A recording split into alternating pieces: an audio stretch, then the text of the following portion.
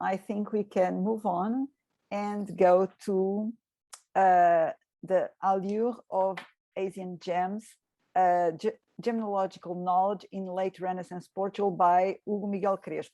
I'm just going to pick some papers that Henrique has on the other room, okay? Just a moment.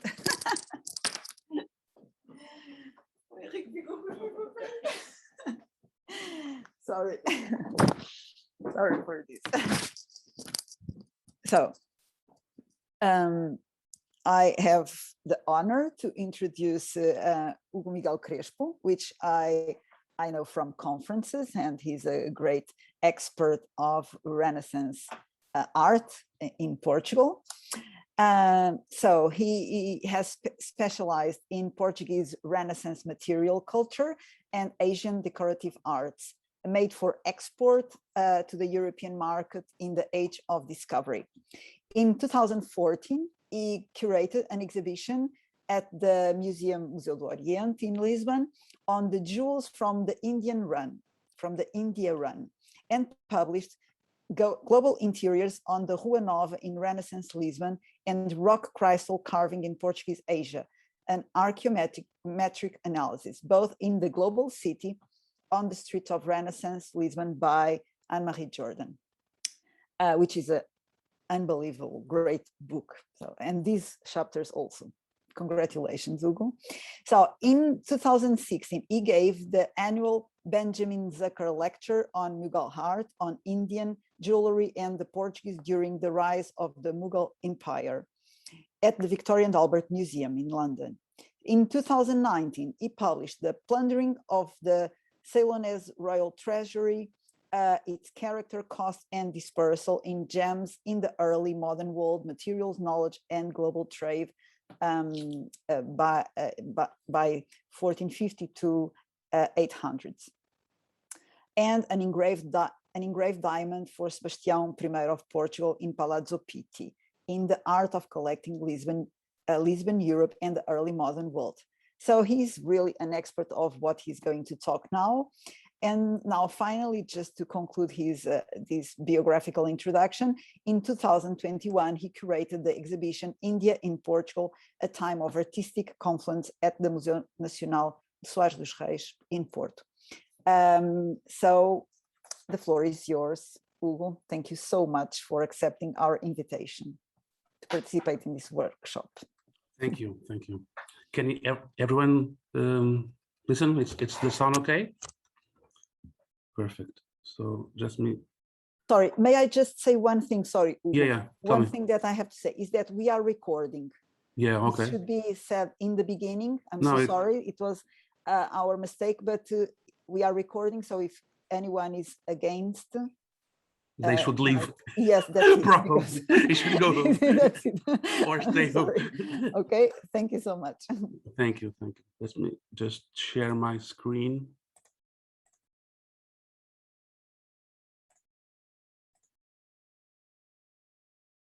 So, well, good morning, everyone. I would like to just say a thank you note to the organizing committee for inviting me to give this this presentation. It's a work in progress because, of course, we are aiming at producing a fine book with all of these contributions, and the material that I'm working on, it's somewhat complex. And so you will see how it's still fermenting all of this. I would, yes? Sorry, Hugo, can you put in full screen? It's in full screen. The images are marvelous and it should be in full screen. It's not. Mine is in full screen. Ah, mas não está. Oh, Patrícia, pode ajudar o Hugo? Eu acho que pode tentar fechar e abrir novamente. And now? Não, isto não dá, isto às vezes acontece, é uma chatice. Não dá para carregar aqui naquele botãozinho aqui embaixo? É sempre onde eu faço, e isto passa a full screen. Onde? É cá embaixo, onde está aquela coisa, Patrícia, explico lá melhor, entre o menos e o mais do som, há aqui um botãozinho que tem assim esta aparência, como é que se faz? Aparência, sei lá, de uma pá. Uma taça, né? Não é isso. Não, no Parece próprio... uma taça. Mas é aí ao lado, Hugo. Tenta ir nesses botõezinhos Aí, onde tu estavas a mexer. ao lado do... Ao lado. Aquele que te parece uma taça. Carrega lá naquele. Ao lado do percentual. É esse. Carrega lá. Mas foi onde eu carreguei. E não dá. Pronto, ok. Há qualquer coisa, não sei. Ok, sorry. Então deixa, se calhar... Sorry to interrupt. Okay. Não. Deixa-me ver aqui. Mas devia dar. Devia ser aí e não dá.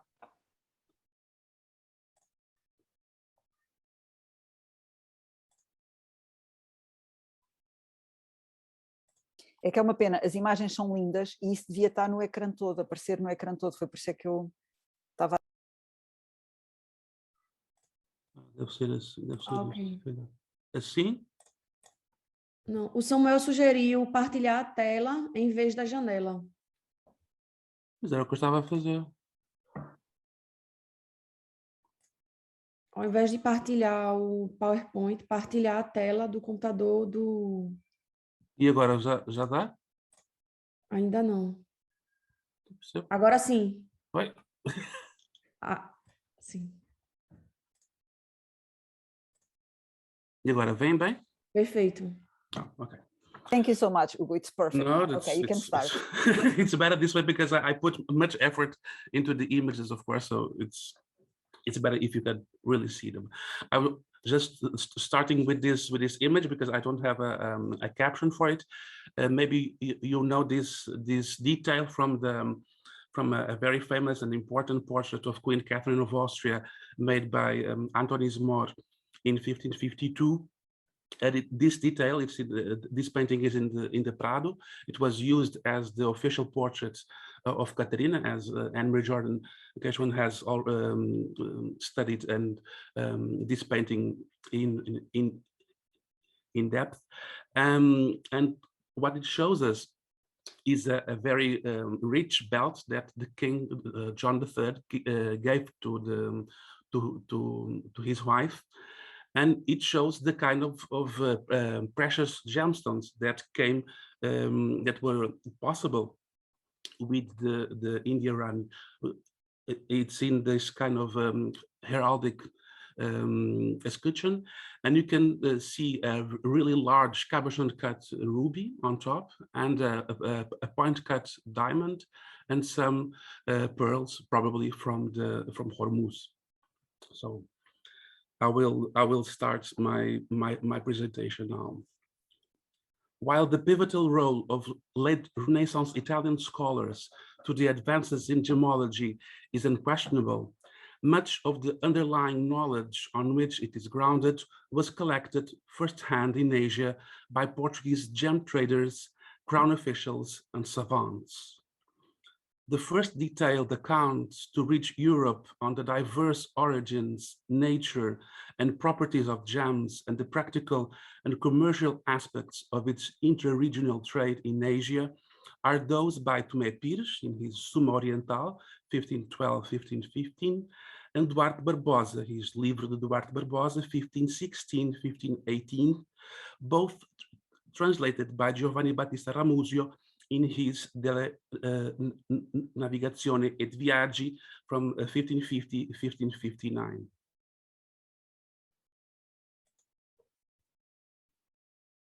One of the most important 16th century Portuguese sources on gems and gem trade, an original manuscript in the Portuguese National Library in Lisbon, is a practical guide for acquiring gemstones in Asia that has been dated to around 1560, 1580. It has been dated in the when it was published in 1989, but it's subject to a new dating that I'm working on.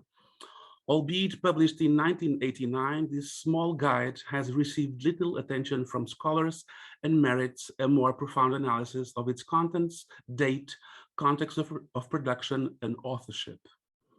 Although comparable to other contemporary small treatises on the subject, such as the 1587 Libro Lapidario in Italian, it is unique in the information it provides on gemstone properties, gem deposits, trade and commercial value, and also gemstone simulants and enhancements. While my future essay in our forthcoming book will aim to provide a systematic analysis of this significant source and present in appendix, if it's possible, its first English translation, the present paper serves as an overview of its contents and the relevant gemmological information it conveys. The text, which bears no title page and consists of a gathering of 10 leaves, is bound alongside other contemporary texts in Portuguese, Spanish, and Latin, some autographs and other copies. Together, they form a miscellaneous volume titled Papéis Vários, which was owned by Carlos Ferreira Borges, a bookkeeper and accountant, and who sold the volume to the National Library in July 1903, together with another 65 volumes, many of which had belonged to the prestigious library of the Counts of Vimeiro, including the present volume.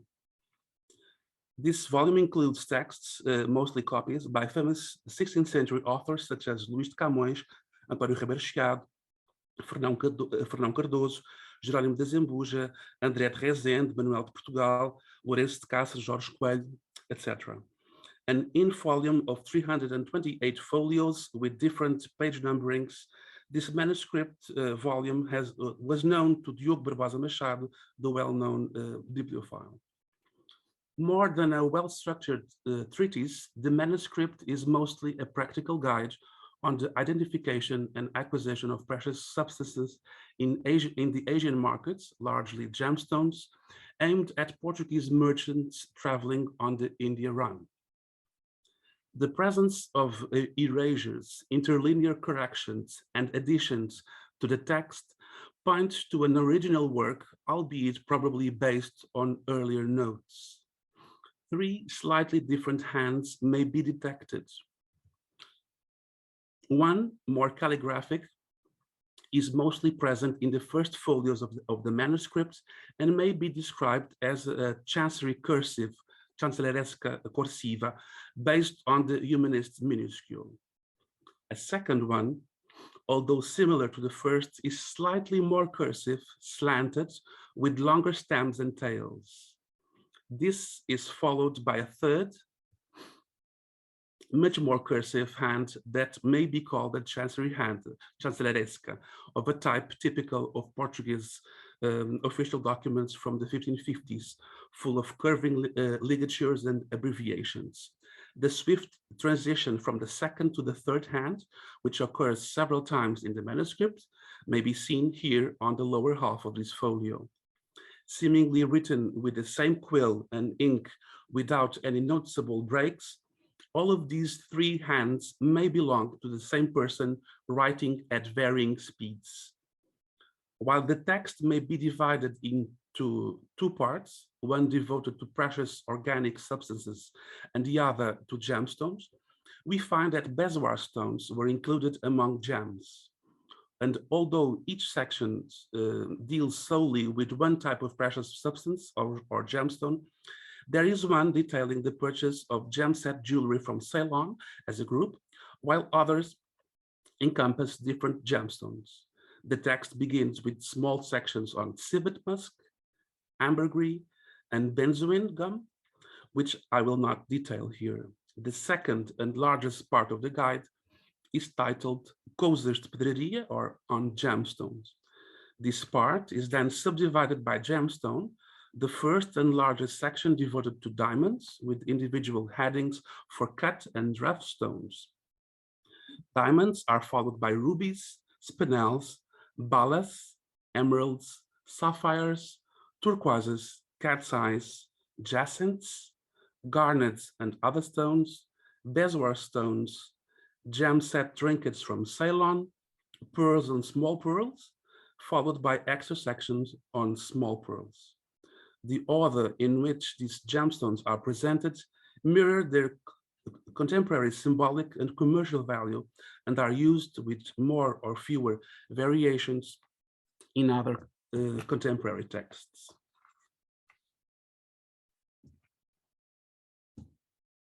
One of the most interesting aspects of the Portuguese guide is the information it provides on rough gemstones and how to correctly identify them based on quality, transparency, and shape, underscoring the importance of the correct knowledge of inclusions and the difficulties on making accurate assessments while inspecting cut stones obscured by their gem settings.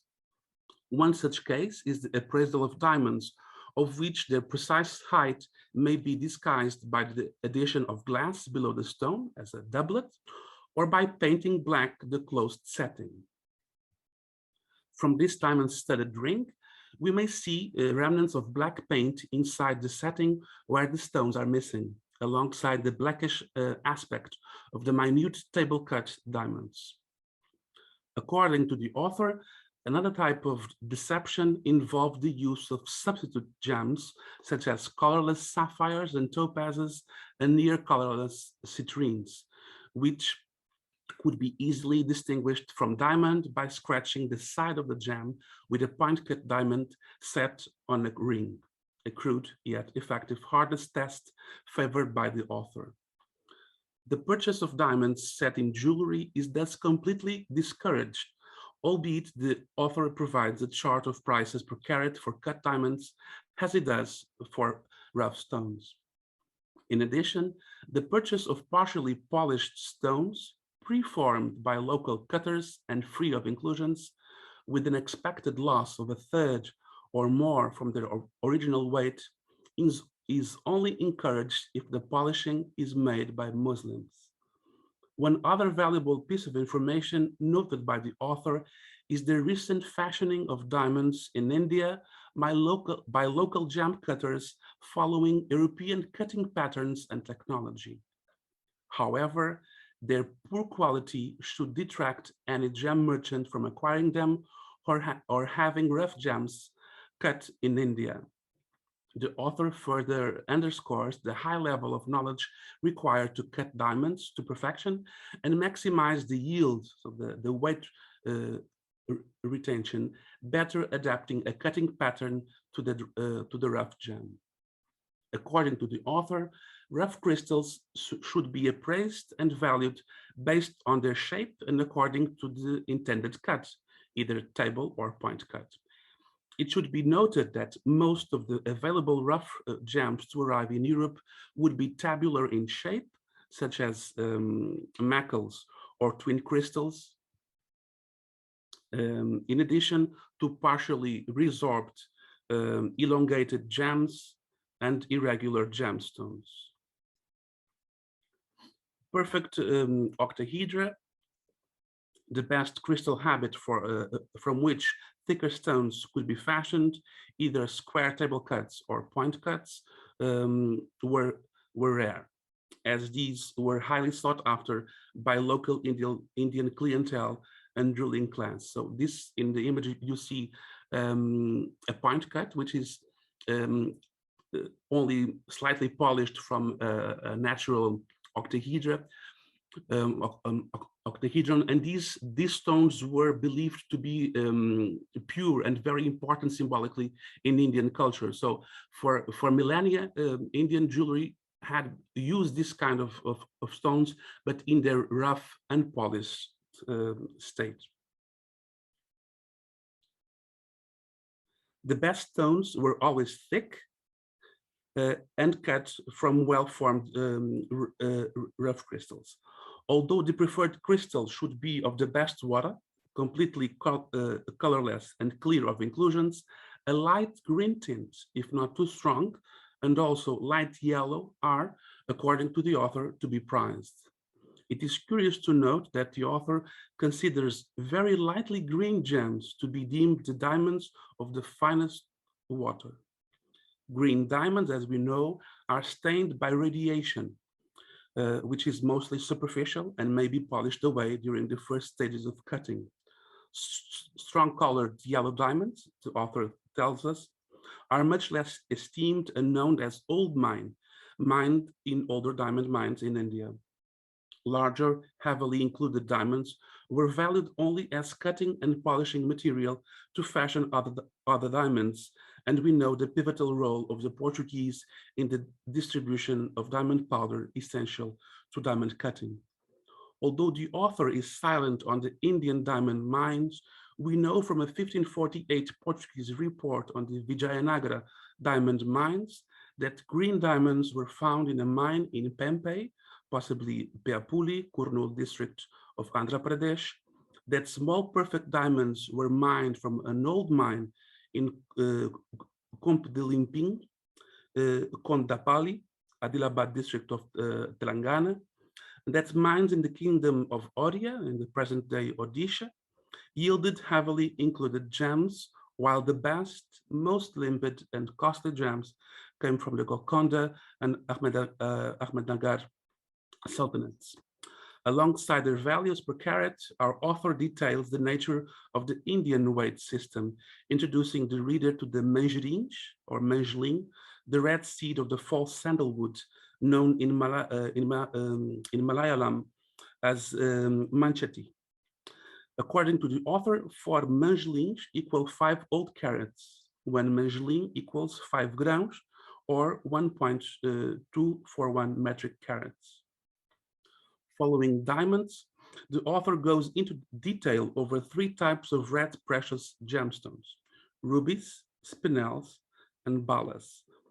According to him, while rubies and spinels may be almost of the same intense red color, there are significant differences in their value. Rubies are more expensive than spinels, the double, and balas are much less expensive than spinels. As with diamonds, the author advises against the purchase of rubies set in jewelry, which hinders a correct color and clarity assessment, as gems may be cloudy and hollowed as to enhance saturation and transparency, or set over tinted settings. The author also details ruby simulants made from 2 glass sections with red paint in between, called doublets, and the hardness test performed by scratching them with a tempered steel stylus or file. He also highlights that dealing with rubies, more profitable in India than in Europe, is not a matter of size, but of color, intensity, and absence of inclusions. Modern gemmology tells us that rubies, a trade name, are the red variety of the mineral corundum, whereas all other color varieties are called sapphire, and that gem quality stones are usually very small, such as these from Myanmar, with their distinct pink hue and flattened crystal habit. The author distinguishes rubies from red spinels, which he says may be somewhat similar in color and transparency, yet are softer and easier to cut and polish, and their color more orange-red.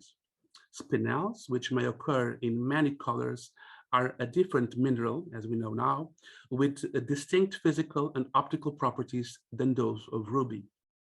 Distinguishing rubies from spinels has been a challenge for many centuries, since both gems sometimes occur in the same deposits, such as these, also from Myanmar, with their typical bright red hue and octahedral crystal habit. It is curious to note that the author distinguishes spinels from balas rubies, balaks in the manuscript, since the word balas has been used to describe ruby red spinels in the literature before the advent of modern gemmology. Yet our author, with this distinction, is merely setting apart smaller, intense red spinels, like those then mined in the kingdom of Pegu in present-day Myanmar, to those mined in the province of Badakhshan in Balashia, from where the word balas seemingly derive in present-day northeastern Afghanistan and eastern Tajikistan. These, from the famous mines of Kuilal, which may occur in very large sizes and with high transparency, are pink to purplish pink in color. As our manuscript tells us, balas are usually bored throughout, and he says such drilling comes from ancient times. Such gemstones were undoubtedly old spinel beads that reached the European market in small quantities, while being much appreciated in contemporary Mughal India.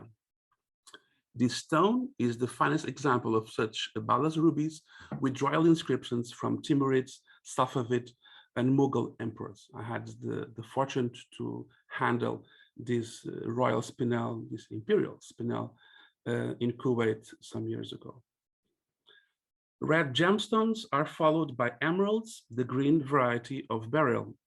The author emphasizes the difficulty inherent to their identification, as there are many simulants, and recommends a hardness test by scratching the surface with the point of a tempered steel knife. Emeralds should be of vivid transparent green without inclusions or fractures. The perfect emerald, which according to the author is impossible to find, would be as valuable as a diamond.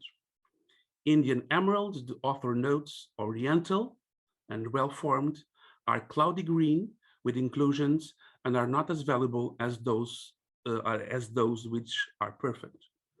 Other emeralds, he says, from Peru, are transparent green, and many take them from Portugal to India and back again, their trade being of little value and importance, he says. This is one such case of in the image you see a Colombian emerald called then from Peru. The author's mistrust of New World emeralds is understandable, as only Oriental gemstones were, since time immemorial, considered of value, which explains their back and forth between Europe and India as to be sold as genuine Oriental. Mined by the Muisca in present-day Colombia, emerald mines were first discovered in Chivor in 1537-1538 and around Muzo in 1558. Which has always supplied the best quality transparent material of a richly saturated bluish green color, as you may see in the image. Other emerald sources included the Wadi Sikite mine, the so-called Cleopatra's mine in Egypt, explored since antiquity. Other sources known in antiquity include Pakistan and Afghanistan, and these are likely sources for emeralds set in Indian jewelry recorded in Portuguese sources from the first half of the 16th century, and account for the Oriental emeralds in the manuscript. The author also notes the existence of other green gemstones, such as opaque plasm, dark green variety of chalcedony, and transparent peridot, a gem quality olivine. The author is dismissive of sapphires, only the blue variety is addressed, and their unprofitable trade, noting the existence of many simulants, namely blue glass. Sapphires, he tells us, should be blue and transparent, yet not too saturated or cloudy and without inclusions. Constrained by time, I will finish with the section on pearls and small pearls, which is as detailed and rich as the section on cut and rough diamonds. Pearl sources in the Renaissance included the Persian Gulf fisheries, the Strait of Mannar in Ceylon, and the Red Sea, but also those of the New World on the Caribbean coast of Venezuela and the Gulf of Panama, which became available from 1535 onwards. Oriental pearls were produced mostly by the Pinctada radiata pearl oysters and also Pinctada margaritifera, rarely surpassing 6 millimeters in diameter. New World pearls found inside the Pinctada species of white color, such as Pinctada mazatlanica, were also small and usually exceeding 10 millimeters in diameter. Thus, the vast majority of the always scarce pearls being about 2 to 3 millimeters. Pearls below 2 millimeters were known in Portuguese as aljofar in the manuscript, from the Hormuzi term to describe small pearls, aljulfari, from the island of Julfar. The author admonishes the reader on the difficulties of the pearl trade, as unscrupulous merchants, he notes, sell large round aljoffer from the Antilles of Castile, the New World pearl fisheries, as if pearls from India, that is from the Gulf, which albeit smaller were Oriental. And so always the stress about Oriental versus New World gemstones. As with emeralds, pearls from the New World were deemed inferior by the author, less perfect in shape and color, being less white. He then gives price tables in carats for pearls and explains the local ways small pearls are sorted and sold. And this ends the small guide. And before I knew I had more time, I would end here. But I want to share new information on the manuscript, and I will show you what I'm working on now. Because when this manuscript was first published in 1989, on the verso of the last folio, there's some writing on it, but it wasn't published. This wasn't read, probably because it's a very cursive writing, not very easy to read. But I read some of it, and I asked for some help from friends, the paleographers, and I'm trying to sort out what this list is. So, and now I wish to thank Pedro Pinto, Susana Tavares Pedro, and Roger Lee Jesus, who all have helped me either on the paleographical aspects or trying to figure it out what this is. It seems it reads on the right side. It reads da verba do dinheiro das vendidas e das 500 peças de Baltasar Gomes. So it's like a list of money from the 500 pieces or stones sold belonging to Baltasar Gomes, and then there's a list which reads o Senhor Capitão, the Lord Captain, Dom Diogo, Dom Álvaro, o piloto, which is the pilot of a ship, o mestre, a master of the ship, os padres, the priests, maybe some Jesuits, I don't know, Bartolomeu Gaspar, then Jerónimo Butaca. This is easy to identify. He was the son of the famous French architect who worked for the Portuguese royal family, Diogo Boitac, Jacques Boitac. And this son, Jerónimo Butaca, was the captain of the Maldives in the 1540s. And then there's António Gil, who was a factor in Dio in the times of Dom João de Castro. Then o Conde Stabre, the ship's constable, Álvaro Fernandes, who was a keeper of the galleon São João in 1554. O mestre Dom Rodrigo, maybe a scholar or a priest. Os bombardeiros, bombardiers, os marinheiros e grumetos, sailors and cabin boys, and then El Rei, the king. So this is probably a list of the stones, or probably not the number of stones, but the price in cruzados sold by this gem merchant, probably related to the trip that would from Goa to Lisbon when this author wrote the manuscript that we have been working. So the date, I've analyzed the material aspects of this manuscript at the National Library. I'm working on the filigree of the paper. It's similar to some filigrees from the 1530s, late 1530s, and I think this manuscript may date not from the 1560s, 1580s, but much earlier, from the late 1540s and early 1550s. But I need to properly establish who these people are. It's very difficult because he only says Dom Diogo, Dom Álvaro. Maybe these are I don't know, maybe Don Diogo de Taíde and his half-brother Dom Álvaro de Taíde. So it's difficult, but I'm trying with help, and I will try with with the help of some friends to establish what this ship was, what is the name of the now, and these people and their relationship, and in order to better understand this manuscript. Thank you very much. Thank you so much, Hugo. Great presentation, as Thank usual. you. Very interesting material.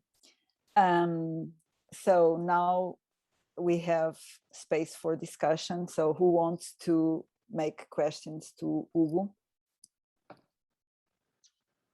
We have time for discussion now. So Samuel. Yes, thank you so much, Hugo. This is just wonderful to see the images that you've shown us, especially also the parts of paintings from the Museo de Arte Antiga showing these gems in a contemporary view. This is very interesting to see this alongside the descriptions and appreciations given in this manuscript. So congratulations for this work. My question is really about this last bit, because it really sounds fascinating. If you have time, or if you if you're willing to speculate a bit more. So you are talking about the ship. You are able to figure out that these persons seem to have traveled together on a ship. How is that? How can one tell this?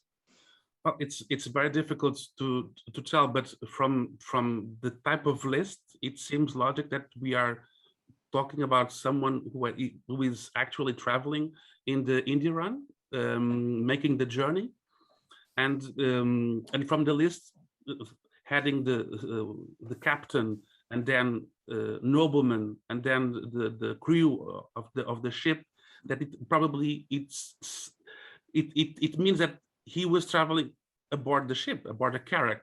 And so, but the problem is, since he only says o Senhor Capitão, the captain, without saying anything else, it's difficult. From the name, especially Jerónimo Butaca and António Gil, the problem is that it's these people, although they're more easy to identify because they have unusual names, and it's difficult to be other people. But these are people of no much importance in the history of the Indian. So there are not many documents about these people. So I don't know their lifespans. For instance, I would love to know if, I don't know, Jerónimo Butaca would die in 1557, I would have a terminus postquem, and so I would be happy. But I don't, so I have some documents, but I will try to know more before we have to publish the essay in the book. But it's very difficult because it's just a list of names. Some names are easier than others, but if I had a very important nobleman with the whole name, I would be more in a position of knowing exactly what this ship is, because of course we have all these lists of passengers and the people involved in these ships and commanding these carracks, but. And of course, there's the mention of the king. So maybe it was a merchant that was directly connected with the king. I had some kind of a hint, but I'm not sure if I want to divulge just yet. But it must be someone really knowledgeable about gemstones. So there are some names there are one name that I can think of. For the mid-16th century, but it's quite early because I hadn't seen this list, I hadn't seen this folio before. I only saw this like 2 weeks ago. So because it wasn't published. So and it's difficult to read because it's in this awful handwriting, but and it's so fragmentary that it's well, but it has some names. I have good friends to help me, so I will be in a better position to understand better. Thank you so much, Hugo. Now we have a question from Charles Hope and then Anne-Marie Jordan. Charles Burnett. Charles Burnett, sorry so much. No. I'm very honored. Well, they are both from confused with Charles. Yeah, No, this is just a very small point, and I'm probably I probably didn't hear correctly. But towards the end of your talk, you were talking about the Jaffro small gems from a Jaffro Islands. Is that right? Yeah, from Julfa. In the Persian Gulf. It was one of the pearl fisheries that belonged to the kingdom of Hormuz. Yes, Hormuz, and of course Hormuz was controlled by the Portuguese. Yeah. And the world Al Jofre comes apparently from Al Julfari to describe a small pearl. Sorry, yes, because of course the Arabic for gem is jauhar, which in Spanish context would become jaufar. Yes. Anyway, so is it related to the Arabic word for gem? Certainly. Yeah. Okay, yeah. Certainly. Yeah. And the Gem Islands were where they came from. Yeah. Okay. Exactly. Thank you. Yes. Thank you.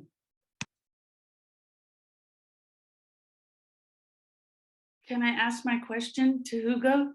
Anna, you have to unmute, Anna. Do you hear me now? Yes. Hugo, thank you very much for that excellent paper. I mean, it's really, the last folio is very provocative. And I have, it's not a question, I have some information for you, and I hope it's not, I just will say it quickly because it's boring perhaps for other people, but I do know of a Flemish merchant by the name of Justus Fyt, F-I-T or F-Y-T, who was based in Lisbon as a gem trader. I don't know how long, but he was there for at least 20 years and had very good connections with Goa. And he was supplying, I don't know if the Lisbon court, because I don't have the documents, but he appears in lots of documents in terms of Philip II, from the 1560s all the way to the time that Philip arrives in Spain, in Portugal as King of Portugal. And he's selling Philip lots of diamonds.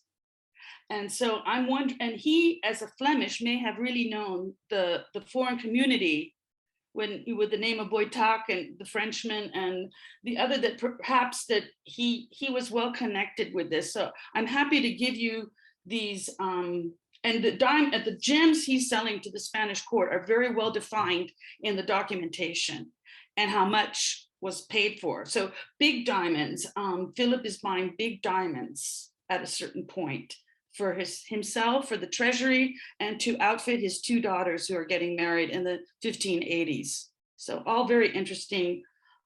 I wish we had more documents for Spain. I mean, for Portugal and the Lisbon court. Sorry. Yeah. Thank you. Well, I think the problem is this manuscript, as you know, was published by Nuno Vassal e Silva, and he dates the manuscript from 1560, 1580. But I think based on the material